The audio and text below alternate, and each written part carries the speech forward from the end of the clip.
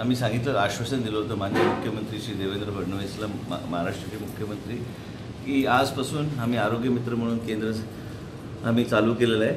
पत्र एक यायचं आहे, ते आल्याच अशी सगळे रजिस्ट्रेशन मी चालू होणार. पण मी रजिस्ट्रेशन त्यांच्यासाठी थांबू नका म्हणून सांगितलं.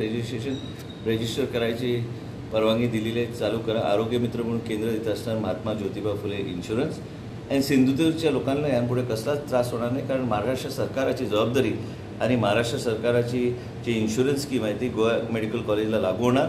आणि हे सगळं श्रेय फक्त माननीय मुख्यमंत्री श्री देवेंद्र फडणवीस यांना जाते. यांच्या इनिशिएटिव्हमुळे हा विषय लवकरच सोडला गेला. आमकां कसलोच तेजो त्रास जावचो ना. इनफॅक्ट आमचो रेव्हेन्यू वाडपाची शक्यता, कित्याक पयलीं आमी 10-15% आमी चार्ज करतले. आतां तेंचे जे रेट्स आसा ते रेट्सच्या अनुसार आमकां ते फूल पयशे गोवा राज्याक आमकां गावतले. म्हणजे आमचो धोरण आमी तसोच दवरला.